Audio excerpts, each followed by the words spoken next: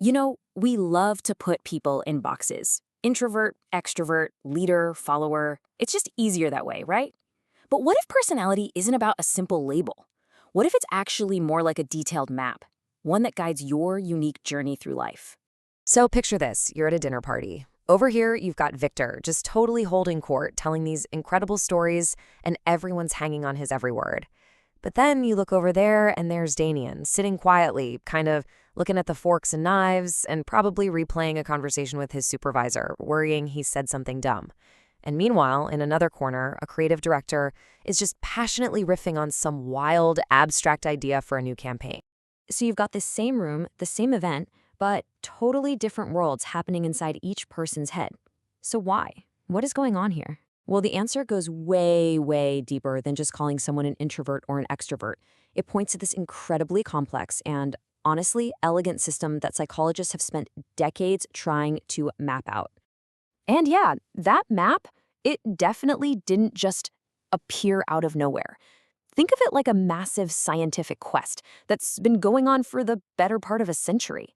Psychologists were searching for the absolute fundamental building blocks, the core traits that make us who we are. And you can really see that journey right here. It's kind of wild. It all started with pioneers like Gordon Allport, who literally went through the dictionary and pulled out over 4,000 words used to describe people. I mean, can you imagine? From there, researchers like Raymond Cattell managed to boil that down to 16 key factors. Then, others narrowed it down to just 3. But it took decades of hard empirical research from so many scientists, people like Goldberg, McCrae, and Costa, for everyone to finally land on this incredibly robust consensus, the Big Five. Okay, so we've got this map. The next logical question is, how do we actually read it? Well, there's a framework that psychologists have developed, and it's basically become the gold standard for understanding these 5 core dimensions of who we are. And luckily, there is a super easy way to remember these 5 traits. It's a simple acronym, OCEAN. So let's dive in and break down what each of these letters really means. All right, first up, we've got O for openness to experience. This is basically your appetite for new things. It's about intellectual curiosity, imagination, how much you're drawn to novel ideas and experiences.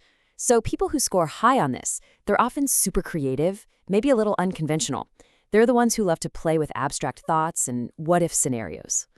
Next, we have C for conscientiousness. This one is huge. It's all about impulse control, organization, and being goal-directed. Think of your most disciplined, reliable friend. They're probably high in conscientiousness. And get this. This single trait is one of the strongest predictors of success in life, both in your career and in school. It's a massive factor for long-term achievement. Then, of course, there's E for extroversion. This is the one most of us have probably heard about, but it's not just about being loud or quiet. The core of it is really about energy. Are you the kind of person who gets recharged by being around a ton of people, or do you need to go be by yourself to fill up your battery? That's what it's measuring. Enthusiasm, assertiveness, and that pull towards social interaction. All right, on to A, which stands for agreeableness. This trait is all about your approach to other people. It reflects your tendency to be cooperative and to value social harmony. We're talking about things like trust, kindness, compassion. On the other end of the spectrum, someone low in agreeableness might be more competitive, more skeptical, maybe a little more confrontational. And finally, we have N for neuroticism.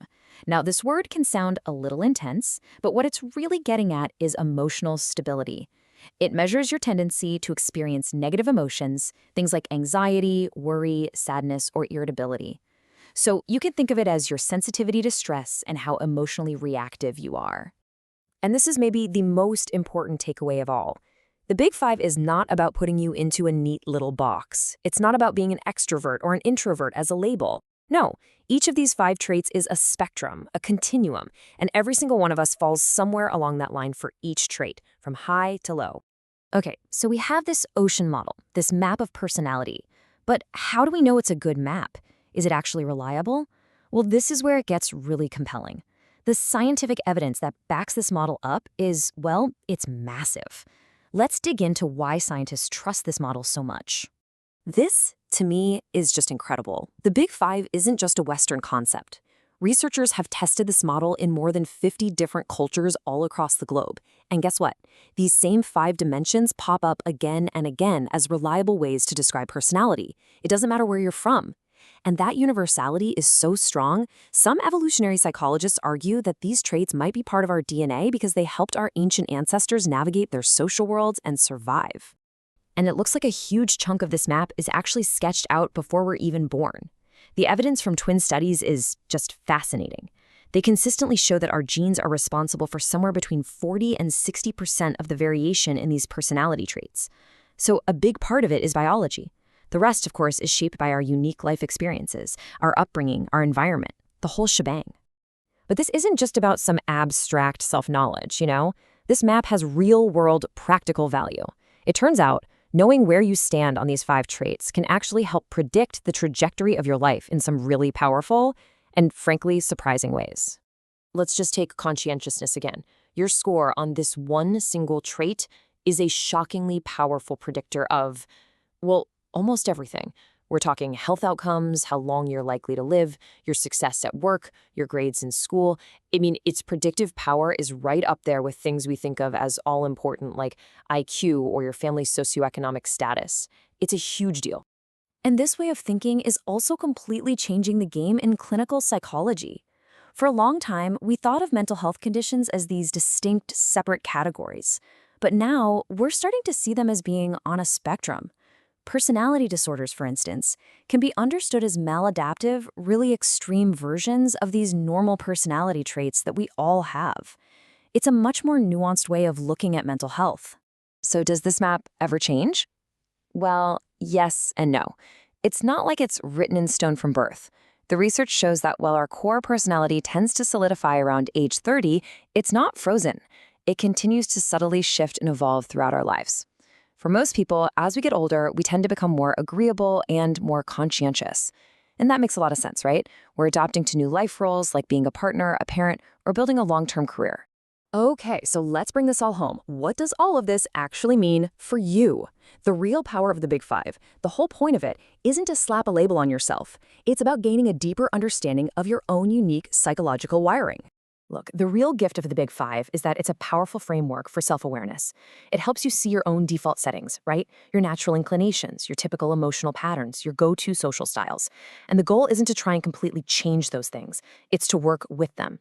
It's about being able to design a life, a career, relationships that are actually in harmony with who you really are.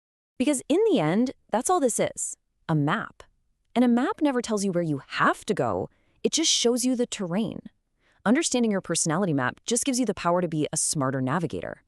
It shows you your tendencies, sure, but you are always the one who chooses the path.